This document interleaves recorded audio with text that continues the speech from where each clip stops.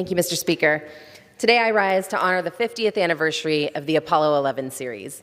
When I think of Apollo 11, I'm reminded of a feeling that many of us have forgotten in this current time of divisiveness and anger.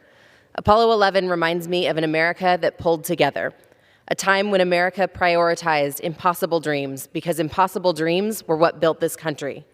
A time when we understood that achieving those impossible dreams was a way to make every child feel prouder to be an American and every adversary feel that our nation loomed larger than they could hope to surmount. As Americans, we work hard, we get better, then we become the best. At its core, space exploration and the moon landing were rooted in the American dream, and I believe that dream is still worth dreaming today. 50 years later, the Apollo series and the space exploration of that time remind us that we are part of something bigger than ourselves. I stand here today as the Congresswoman of a district that is incredibly proud of our contributions to space technology, flight, and exploration. Really, our contributions to bringing that dream to life. My district is home to many of the Edwards Air Force Base workers who are critical to our country's defense and service. We often say that the Antelope Valley, which is actually the Aerospace Valley because of how much testing, research, and development takes place in our community.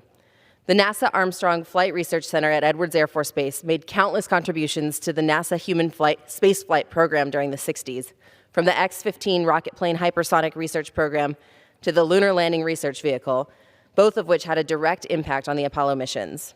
In fact, the first flight of a Lunar Landing Research Vehicle was in 1964 at Edwards. These vehicles were later used at Ellington Air Force Base to train the Apollo flight crew, including Neil Armstrong. For my constituents and so many others across the nation, the celebration of the Apollo mission is the celebration of our history. It's the celebration of people like my grandfather, who worked on the thrusters for the lunar lander. From 1961 to 1970, he was involved with Apollo Service Module rocket development, qualification, and production. In talking with my grandfather, I've seen how much of a catalyst this work is for our identity as Americans.